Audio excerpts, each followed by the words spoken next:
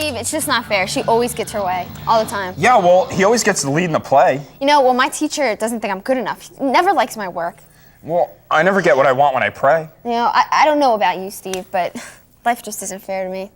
It's really, really getting me mad. I guess a part of becoming an adult is realizing that we will not always get what we deserve. We often won't get our fair share. I guess the problem is definitely tension that surrounds this reality, and that, you know, we always have been thought of and yet taught that life isn't fair, and that's supposed to be good enough? I don't know. Anyway, I'm Adriana. And I'm Steve. And this is Real Faith TV. And today's topic is what to do when life isn't fair. How are you going to cope with it? In our spotlight interview today, Ed will tell us what we do or what we should do, basically what he does when he doesn't feel that life treats him fairly. Our music video will be Power in Your Hand by Paige Lewis. And also, before we talk with our studio guests, let's find out what some high school students do when they think life isn't fair.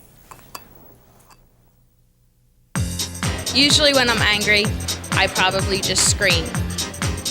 I just take time, relaxing myself, you know, take time thinking about what's going on in my life and try to evaluate what's going good with my life and then just kind of shit on that, not focus on the bad. I'll try and change it. Like, I'll be upset for a while, but I'll try and go through and make things better. Usually cry, throw things, and then you have to get over it and just kind of deal with it. I usually try to go like play a sport or something and just do something to take it off my mind and, you know, just think, well, like, I mean, there's a lot worse out there. I get upset and I think about it. I do a lot of thinking. I write sometimes. Yeah. I usually crawl up in a room and not want to deal with anything because it's easier to just put it aside and not think about it at the moment. I either cry, go to sleep, or me and my best friend, we go and we go to the grocery store, get ice cream, sit in my car in the parking lot, bring spoons, eat out of the tub of ice cream, and blast music in my car. That's cool. I love the ice cream definitely thing. Cool. Ice I cream, have to just try eating. that. Yeah. But all right. Well, joining us today, we have Jen, Vanessa, Dan, Adrian, and Courtney. Ooh, we have a lot of people Yeah, today. look at that. Now, have any of you guys ever had any experiences where you felt life wasn't fair? What did you guys do? Well, I'm definitely up there with that girl that grabs her best friend and goes and eats ice cream. Yeah. My friends and I do that all the time because life just isn't fair. Yeah.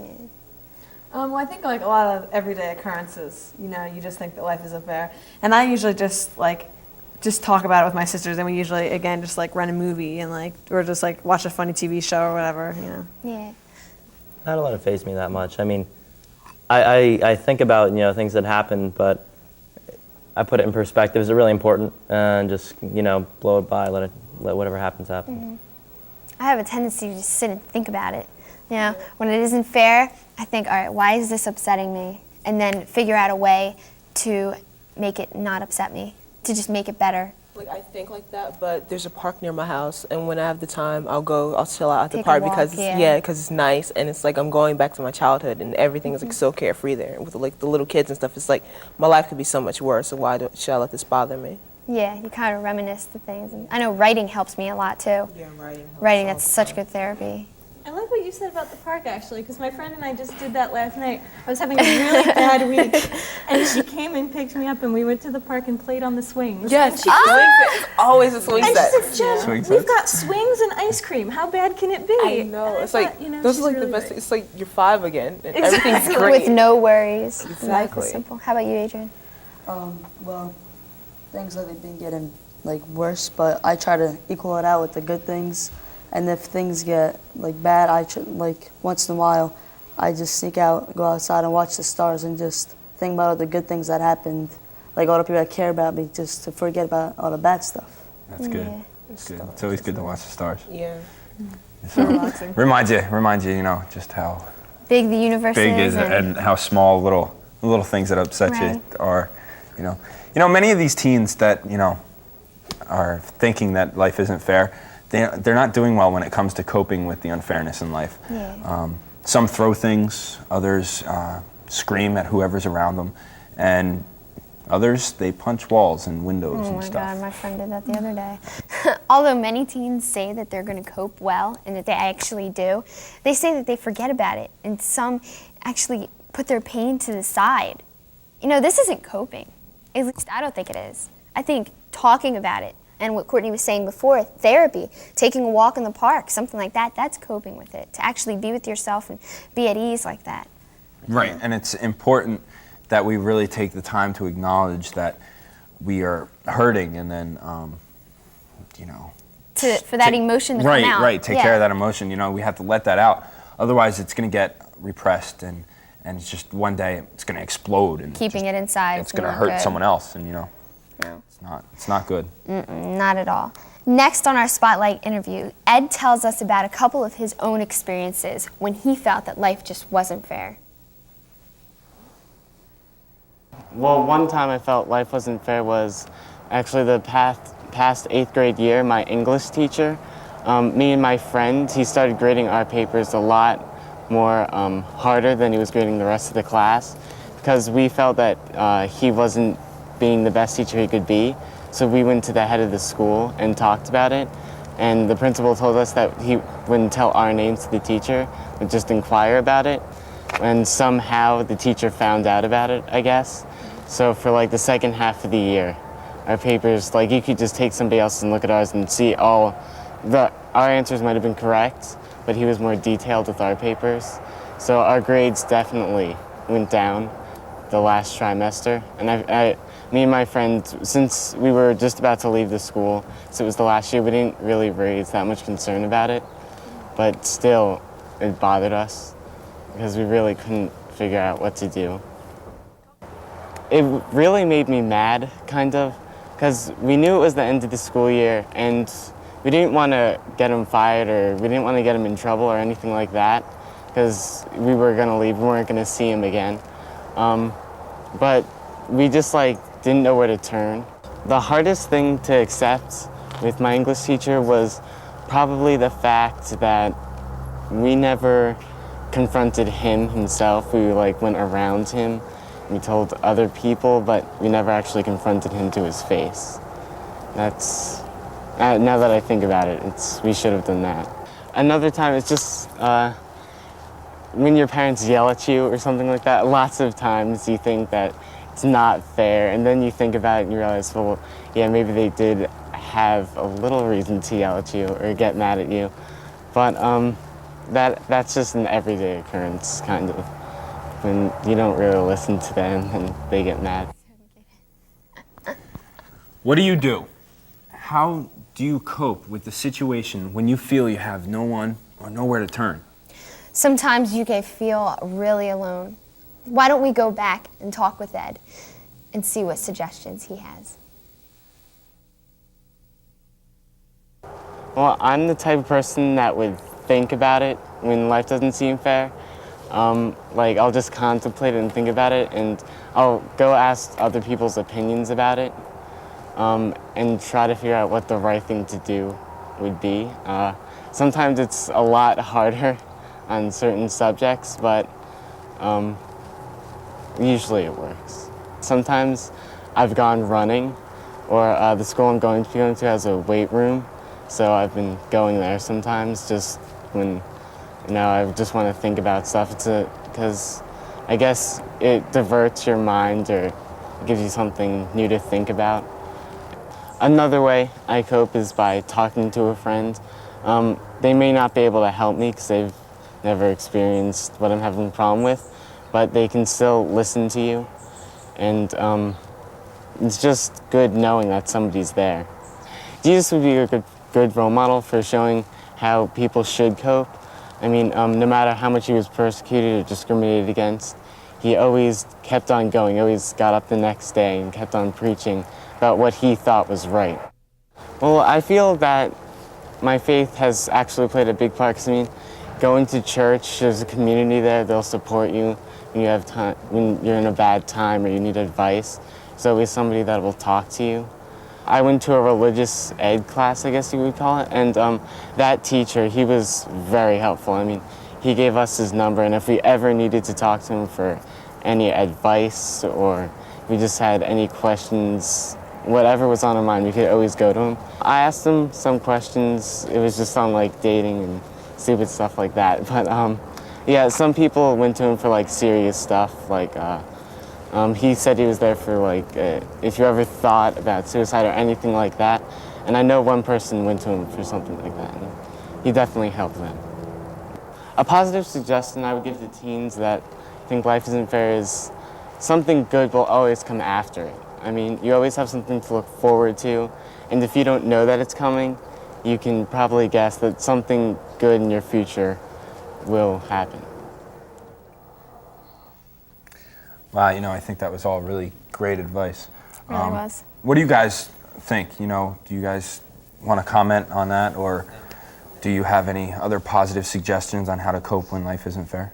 Well, I know like when I cope with life isn't fair, I usually like keep it in and I start like sulking around the house and I'm like real quiet and I just keep myself away from everyone else because I know that if I'm near someone, I'm going to blow up until I can calm down, and then I can go and talk to whoever I'm mad at. I think you just really need to talk to someone, like either talk to who you're mad at or just like tell someone your problems, just like to have a friend, or like a shoulder to cry on or whatever you need to do. That's really important. My friend is going through that now, and for him it's just his job, working full time, and he's still a teenager, and just everything that's going on with his family, death in the family. And I told him, I said, think of it, it's really good to think of certain things in life metaphorically. Like, I said, think of your life as a pantry, as a cabinet, right? Before you go food shopping, and this may seem a little funny, but it works. Before you go food shopping, you check in the cabinet. You're like, okay, that's stale. I need to throw that out. I still have that. We're going to keep that. That's still good. I can eat that. And then you have to go, what's on your shopping list, see what you need to get at the food store. And the food store can kind of be, an opening in your life. What you need to bring in and what you need to get rid of is the food that's stale, and what you need to keep is the things that you love. And I think that's a great way to think about it. Everyone's laughing, but it really, as silly as it may sound, it's a really great way to think about it. And that's a lot of things when life isn't fair. When life isn't fair, you need to know what to get rid of and what's going to make you feel better and what to do to make. That is so true. I like that one. It helps. I've never heard that analogy ever. I made it up myself. It works, Yeah, it does work. It works well, like when you think about it. But when you first hear it, it's like, yeah. okay. You're all looking at me like I'm crazy or something. I think like feeling that life isn't fair could be like the worst feeling you ever get.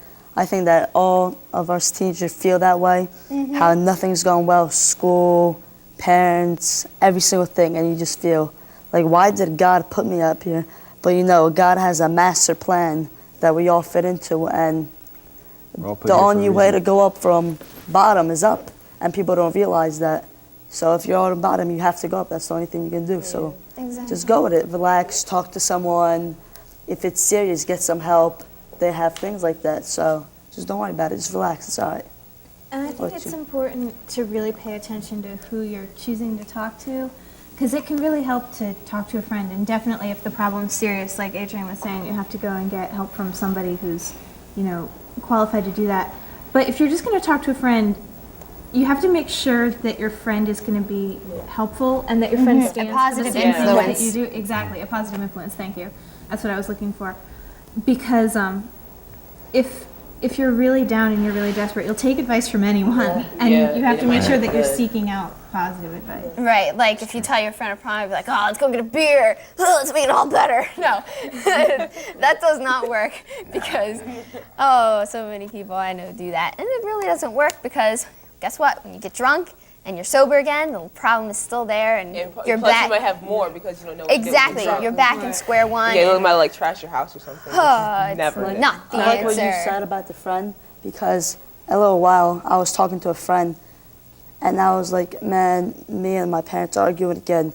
And he was like, but why? I mean, you just have talked to me and parents have been great for such a long time. And it's like, whoa, bro. It's not the I same, have a problem though. here. Yeah. I don't need to tell me about it. You're supposed to raise my self-conscience, not Confidence, like... yeah. Exactly. I know what you're talking about. But I think like the best therapy is like crying. I don't know why. Just like if You know crying what? myself- You're so right. I don't know. It's like I know like the guys are like, yeah, right. I'm not gonna do that. But No. No, guys I cry cry. all the time. I cry. Honestly, be truthfully and honestly with you, I cry all the time. Crying should have is a lot the of stress. best for you. like I'm such a crybaby. Like when I'm mad at anyone, I just start crying because it yell. makes me feel so much better. It does. It's like a release of I know. I don't An know outlet. what. So Or yelling enzyme. comes out. Yelling helps. Something. Releases an enzyme. It really does make you feel better. Anyway, you just got to put things in perspective. Like Adriana said with the pantry, if you've got something moldy in there, but it's like a breadcrumb, you're not going to worry about it. Yeah. Right. And it's always important to keep the feelings that you have. You have to feel that anger, you have to feel the sorrow, the fear that life isn't fair. It just sometimes those feelings, you have to keep those in perspective. That's why it causes you to feel that life isn't fair because of those feelings. Right. And if you put them in order, like the pantry, then everything will feel better. so anger, fear. Okay, all right, I got it. They're all in order now. And it's always important to feel anger, like Courtney was saying, or to cry. Yeah. It makes you feel so much better. But when, sometimes we just have to think about how to vent our anger in a healthy way. Yeah. It's like going out and smacking your little brother, something that's not good. That's not healthy. That's not healthy. That's definitely not healthy. So, Not for your little brother. not healthy for your little No, brother. no. So why don't we go to the roll-in and see if some teenagers, how they vent their anger, and hopefully they don't smack their little brothers around. Let's go see that. When I get mad, I let it go inside me and I kind of take it out on other people, but not really. The verbal abuse, just kind of yell at people. I think the best thing is to stay by yourself and also like to talk to someone about it, because if you just keep it cooped up, and that's not healthy. I go running, so that like vents all my anger. Like when I go like that, miles and miles.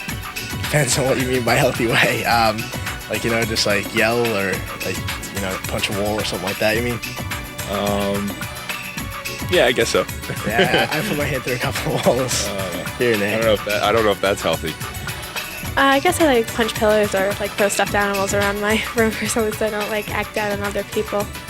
It's not fair, because whatever's happening to me, I don't want to happen to someone else. I'm not usually that angry. I'm not the type of person to get that angry. Usually just like scream. Like I'll go in a room, shut the door and scream. And then it just like lets everything out so that you can go back and deal with the problem calmly, rationally, without saying anything that you don't want to say. When I get very upset or angry, I write them down on paper. And I write how I'm feeling, what I wanted to come out of what was going on. And I just write it down and I let it be, and then I file it away and never look at it again. If I'm really, really mad at somebody and I don't want to be mad at them anymore, I'll go and I'll talk to them. And I'll be like, well, why? This isn't, try to talk things through, compromise. Compromise, that's always good way to deal with, the unfair feelings. Yeah, something that you can't change. Exactly. Just try to deal with Compromise. it. Yeah. Definitely. Now, can you guys think of any ways that you have expressed your anger in a healthy way? Well, I think it's always helpful to write things down. At least it is for me. Right. I know it doesn't work for everybody, but it's really worked for me, because when I'm writing to myself, I can say whatever it is I want to say, and I know that it's not going to hurt anybody because nobody else is going to read it. So I can just sort of get that out and then figure out what I actually want to do when I get back to dealing with the problem and the people that caused it. So in a way, you're making a shopping list of the things you want to do, right? To put in the pantry. It's sort of like that. Yeah, I guess so. That's really good. I know music soothes the soul. So sometimes when I listen to music, or if I read something that I can relate to, that really helps a lot. But like sometimes when I'm in like a bad mood, I don't listen to soothing music. I listen to something that like get me worked up. Whatever just like mood to you're release in. the tension. It's like you start listening to like really loud music with a lot of bass in it. You're just like, you just get it out of your system. Sitting there, you're like, yeah, exactly. You're like running around the house like singing the entire song or something. Just like get yourself tired. You're like, whew, I feel better now. I know. Coping is so hard because, many adults cope in unhealthy ways, and we see that because they're usually our role models, and we see sports figures sometimes lashing out in anger over, a call that they don't agree with, all the time. And it's really weird that we see that on TV, and yet people are telling us to deal with our anger, but yet these role models that we're looking at and we're looking up to them because they're famous, they have all this money, and they're good at sports and all this other stuff, and they're doing this. And, I think what I try to do is I look at Jesus as my role model. What would Jesus do? Because if not, then I'd be all messed up. Really would. Your pantry would be all out of order. Oh, my pantry would be really messy. Man. God gives us strength, power and courage, right in our He really does. our own hands, because we gotta like let God work through us to And open up. It's up to us to deal with it. I mean, Exactly. we're the only ones who have control over our own life. Right. He gives us all that stuff, but we gotta use We it. have to put that to use, exactly. Yeah, that was Definitely. And I want to thank you guys for coming in today. Been great comments. Great feedback on everything we've been talking about. When we look at the unfairness in Jesus' life, we can only be in awe. He was spit on, verbally and physically attacked, repeatedly questioned, and finally killed, all for speaking the truth.